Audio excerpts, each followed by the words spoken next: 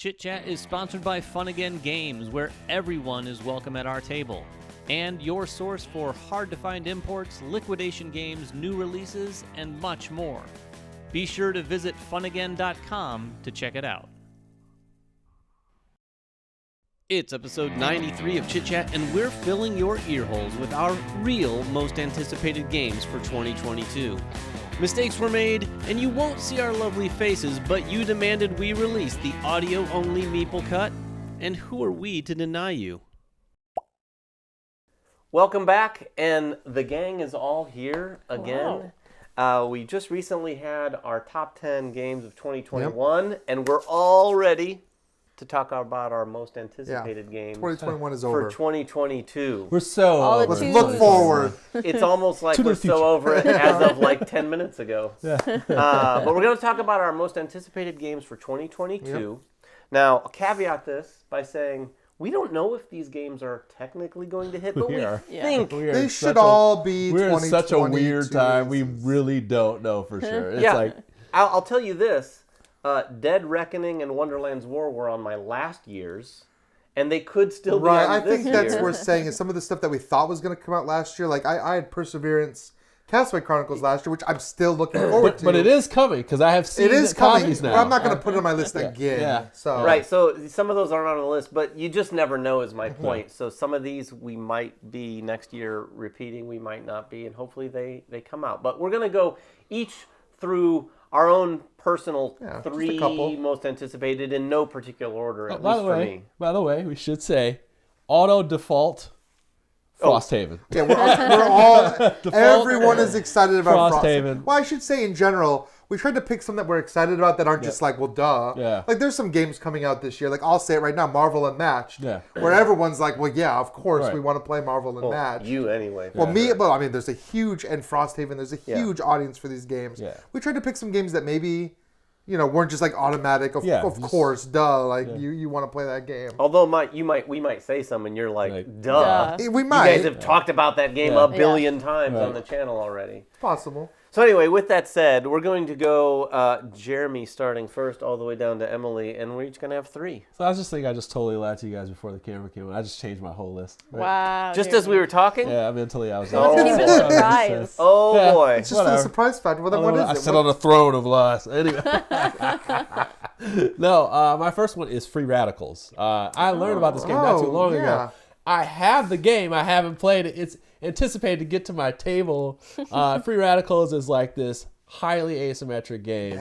You're in a futuristic world, but I don't know how it necessarily works too much, but literally there are 10 different factions that play their own mini games, similar to Merchant's Cove, where they're playing all their own mini games, but there's a central board where things happen. Well, just like Merchant's Cove, I'm a little scared that it may not land with me.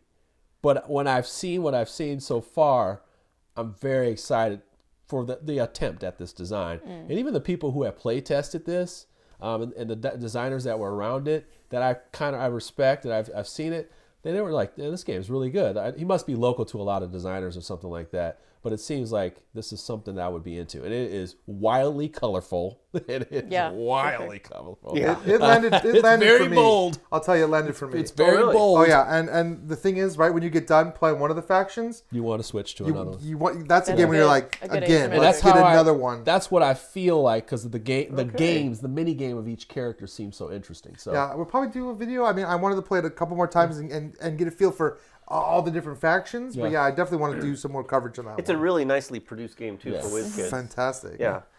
So the first one I want to talk about is Endless Winter. Yeah, Now, that's a dull one. That is a bit of a dull one for a lot of people, but I'll tell you why it's not for me. I've never played Endless Winter. We had a prototype of it at one point. We did. I never played that one. I think you did. I did, yep. I played it when it was just cards. And plenty of people have talked about it. I've not watched any of that content. Yeah. But Sure. having had some experience with some other games from the same designer, and hearing you in particular and others talk so highly about Endless Winter, I am very much anticipating it. Yeah. And then looking at, I have looked at it, and just visually what it looks to be having, going on in the game, has me very, very interested. So I'm very much looking forward to that, and I think that's going to be starting to deliver pretty early this year. Yep. And it looks like a lot of games. You'll enjoy it. It is a lot of game. It is. So that's mine. What about you, Ryan? Let me start with one that I've talked about a lot, and that is Vampire the Masquerade Chapters. This is a game that I've been looking forward to for a long time. This is a game that really hit peak of just everything I like in games. By the way, you made me buy it. I'm glad. I did a video, and I was like, immediately, this is rocketing up to my top 10, and all I had were the prologue books and like a few chapters to like kind of get a feeling for the game. And man, this is one that I'm actually debating if I'm going to play it solo or if I'm going to let other people come in and play it with me. You're going to let people? I'm going to let people. Invite them? Don't you have to invite them to play?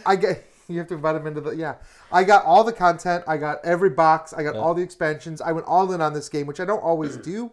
But the story hit me. I'm a big fan of Vampire the Masquerade, that World of Darkness, the role-playing game, and just the concept of the mythology of vampires and all the different cool clans. But the story is so good. And the way that they present the story in these little books, and you're pulling out the book and you're doing that individual scenario, and it feels good. But it almost, that book feels like a choose your own adventure. And the choose your own adventure is playing out on a board. And you can miss things. It's not like one of those games where it's like, I go to do something. Oh, I failed my roll. Okay, David, you come and try. No, it's like I go to do something. I fail my roll, and then something bad happens, or like that guy runs, or like the police show up, and now the scenario has changed. So you really you can't just like throw rolls out and just hope you land. You have to be really smart and strategic about how you approach each one of these scenarios, and they really will. Each scenario can end in like 2 or 3 different ways that take you down these huge branching paths. And I asked the guys how many endings they were, and there's like 5 or 6 different endings that can come to from all these different branching paths. I mean, it's a very cool idea. If you can't tell by the tone of his voice, Ryan's anticipating this game. I have not anticipated a game this much in a long time. When this comes in for me, it's going to be like Christmas. Yeah, I mean, I can tell you firsthand, this is not for show. Yeah, no. I remember after he'd played this, he was wanting to tell everybody about this experience. Well, I think I called because I did we do preview videos or overview videos where we remain very unbiased, and I played this game. I played through all of the content. Like, I'm not going to be able to be. Right, I called you. I called David right after I played. I was like, I can't be unbiased, and you were like, just lean into it and be honest about that, and I was, and people were happy about that. But man, I think it's going to be a big hit for people. Yeah. For you anyway. For me, for sure. Well, judging from the content I already played, hopefully this game sticks that landing. Yeah. And I won't have to come back as the most disappointing game. So we'll see.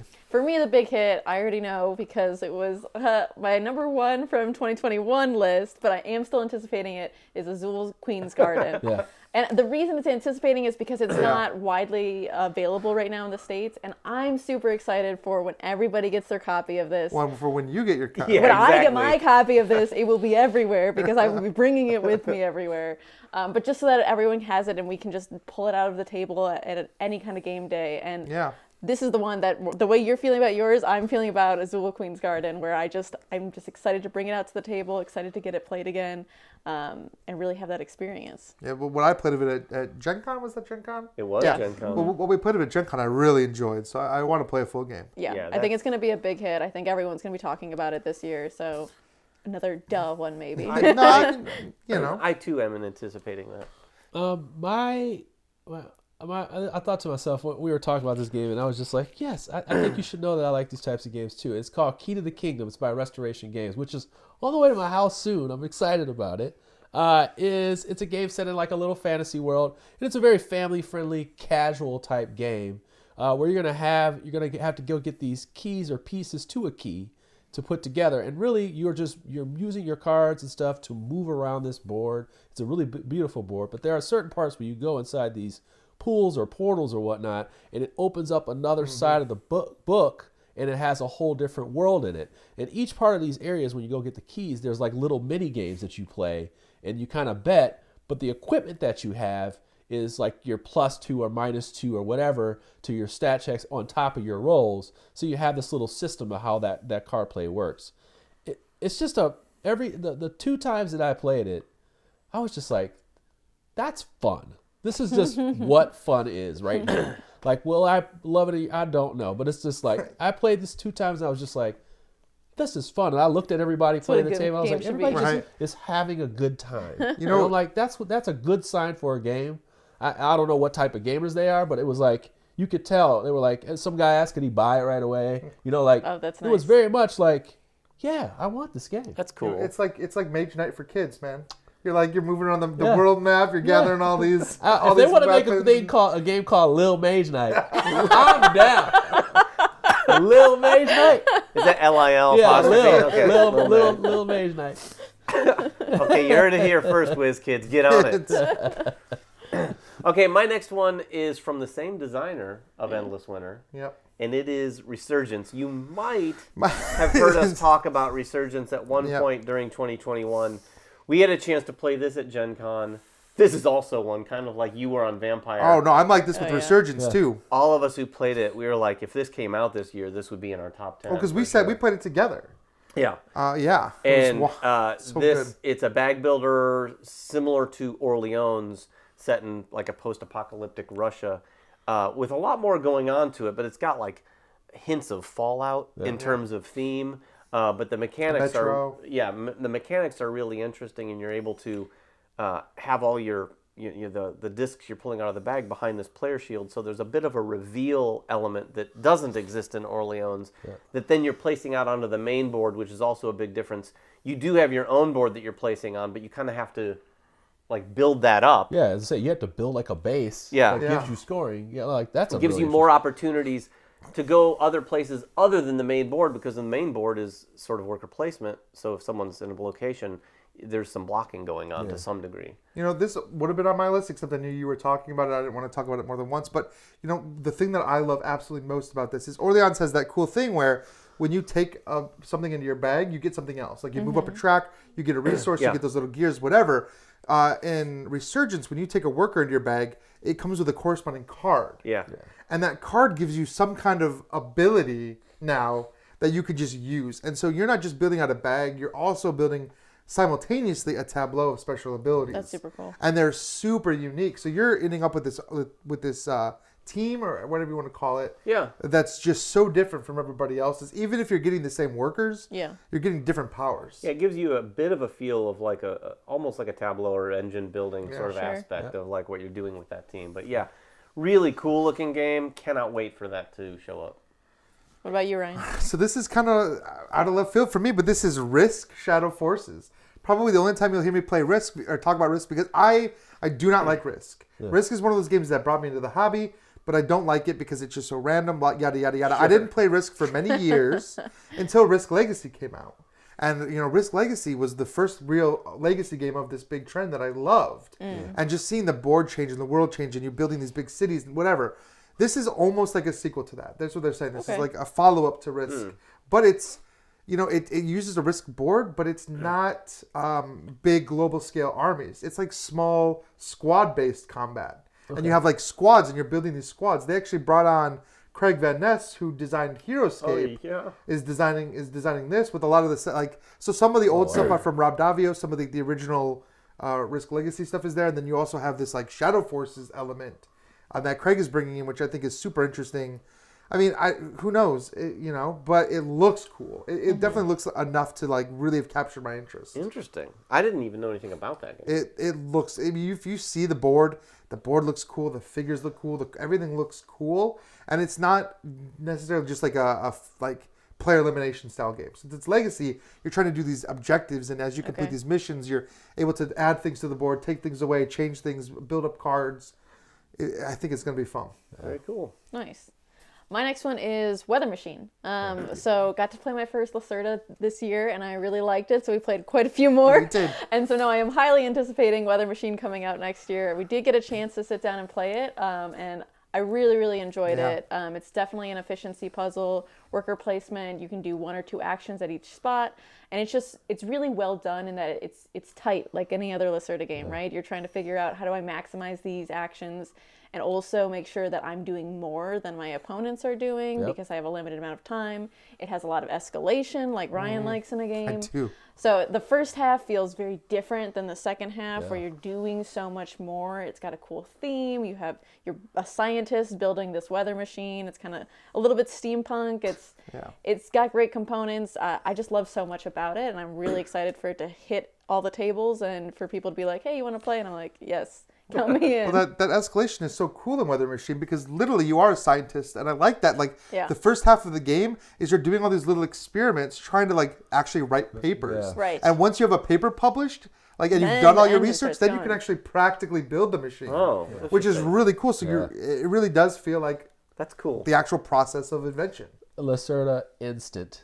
Like that's a duh. Is that a duh one for why you? do I even mention it? I mean, why do I even if mention it's a Lacerda game, I'm gonna get it. Yeah, sure. For me, this is, I'll just say the publisher. I'll just say Chip Theory Games. Like, oh boy, I know. Yeah, well, we already because know them. they have a slew of stuff coming. They have more TMB stuff, so more Too Many Bones. They have the Cloudspire extra stuff as well, and then they have Hoplomachus Victorum and the Hoplomachus and what Burn Cycle, right? So and Burn Cycle. Jesus. So I'm like in heaven, and I'm waiting for all their games, all of them. So Jeremy just cheated and put like. All right, this is where Jeremy unzips the hoodie. It's got Chip Theory Games underneath. 7 games for his number. This is not a sponsored show. You know why? You know why I only do certain content for them because it's like I can't help it. Like, so I love all those games and I love all their stuff. But Hoplomachus Victorium is going to be like the one that I'm like really most anticipated because it's a solo journey.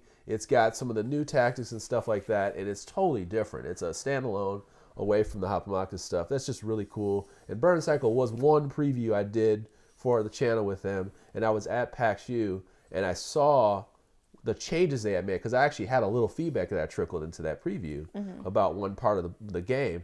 And not only did they change it, they like made it into this whole other next level event. And then they streamlined everything else, like everything else in the game. And I was like, this is it. Like this did the exact same thing Cloudspire. It was like I thought it was a mess. I was like, oh no, they can't pull this off. There's no way. This doesn't work for me. And then they shipped that game, and it was a home run.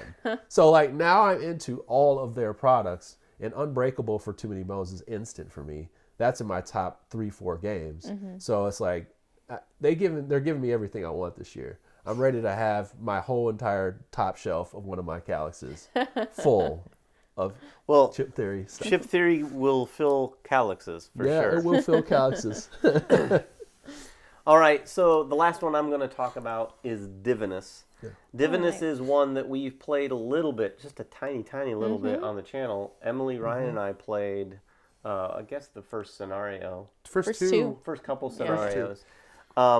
And like I said then, I'll say it again, it gave me sort of what I expected to have as a My City type experience, like ramped way up. It's tile laying, it's legacy, it's got an app, and I really do genuinely feel our experience with this app and how it's going to be integrated with this game is where Lucky Duck has been headed. I mean, it's quite a bit different than, say, something like the Destinies. It's not that sort of experience.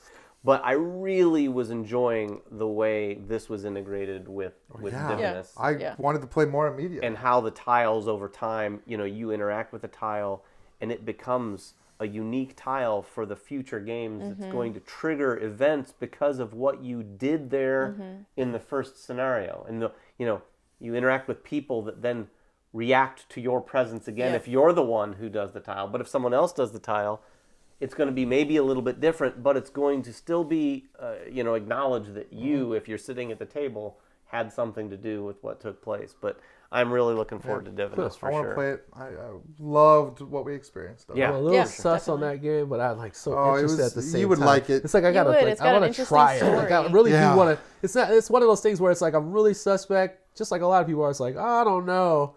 Well, from an app it's kind of always standpoint, worked out. Like I've been playing a lot of these web browser app and app games. It's not that anymore. It's just like when I see a new one, I'm like, I don't know how that's gonna work. The story alone, man. Yeah. This whole Norse pantheon versus Greek pantheon, and you're kind of stuck in the middle. Yeah. And we had some. I mean, you can watch our live stream, but we had some cool moments unfold, even in this second scenario, where you kind of have to pick a side a little bit. It's really cool. Well, and just the tile laying alone was very satisfying. You're building this little, almost like Cascadia-esque puzzle in front of you, where you're like, oh, I'm gonna try to get the biggest water area this time, and we're all competing, and there's different scoring opportunities every time you play, and it changes it up every time. It's very cool. All right, so the last one I want to talk about is Anunnaki, Dawn of the Gods. This is from Luciani, who's one of my favorite designers, Cranium. Marco Polo, Cranial Creations. They did Barrage, which is another one I love. So this was pretty much a no-brainer for me when I saw that they were coming out with a new game. But they also managed to hit something I really like in the theme here, which is this almost like Ancient Aliens idea. So kind of like Origins that came out last year. This is you kind of like trying to find a new planet to live on. You're these ancient aliens, and it's this mix of like mythology and sci-fi, which is something that's always appealed to me as well. So you're basically going out and looking for a new planet, and there's like Gaia, which is Earth, like the fabled planet that supposedly can support life. And it's a competition, so like you're trying to be the one to like seed this new planet, and there's all these different like planets you can find along the way. There isn't a lot of information out yet, so I don't know exactly how it's going to play out. But they're calling it a 4X, and you hear that a lot, 4X, and rarely are all 4Xs equally valued. So I'm not sure that where the focus is going to be here. It feels very much like an exploration and exploitation kind of game. I don't know if there's any like player elimination. It doesn't feel like it. Can't imagine. But I don't think Luciani's never done a 4X game. No, it'll be interesting. And breaking news, I just got an email. As of this recording, we're going to be able to play that online any day now. Oh, wow. Oh, well, wow. Can't wait for that then. I'm actually really excited to play this. The last one I want to say, I'm not sure for sure that'll come out in 2022, but they've said that it should. So Everyone's breaking rules. I know, right? Sagrada Legacy is what I'm looking forward to. And I know we don't have a lot of details on it yet, but I'm super excited. I love Sagrada. I have a lot of details, but I'm not I allowed know. to talk Don't about you say them. Don't anything. encourage Ryan to say anything. Yeah, I know. I'm excited It's when cool, it becomes though. widely available information. And I want to see what they do with it. I think it's really a great opportunity to see how they're going to string it along and add more to the game and take all these different opportunities. That colored pencil, really? I mean, that's a it's got me cool thinking, thing. what's going to happen with it? The colored pencil is widely known. That's not a spoiler. So I'm anticipating it. I want to see what they do with it. And even if it doesn't actually hit the table this year, I want to see more information as it becomes available about it and what's going on. So you're anticipating something about Sagrada Legacy. Something. That's fair. That's fair. Something. Yeah. So anyway, those are our, I guess that's what, 12 different We 12 tried not to have any titles. crossover. I don't think we did. We didn't have any crossover. Those are the games we're anticipating in 2022. We can tell you for sure there's a lot more. Oh, yeah. Well, Yeah. like I said, we tried to rule out some of the bigger titles. We had pared this down. I'd had a list of 10. I had a lot. He had a massive Ryan was list. like, I think can't we pare it all down. started I with had like 10. Yeah, I think I had 10 or 12 games I was anticipating. And all of them I am. But like Frosthaven was one of them, of course. And Yeah. a lot of the we ones also- like Resurgence was on there. We also have access to games that people haven't even said. So like the Dune expansion, people people don't have. The Lost Ruins of Arnak expansion, a lot of people don't have. that's So true. it's like those aren't anticipated to us because we do have them. But I can see how those could be on your list. Yeah. Like that's a difference as well. And plus, there's going to be a lot of sort of crowdfunding games that are coming up Yeah. that we're very much anticipating. Of course, Yeah. those will likely deliver in 2023, but some of them might deliver this year. we'll But see. we'll probably have a see. list sometime in the near future about those that we're looking forward to, too. But please, in the comments below, let us know what you're looking forward to. Tell us if we're crazy about what we're looking forward to. And as always, make sure everyone has fun at the table, and we'll see you next time. Take care.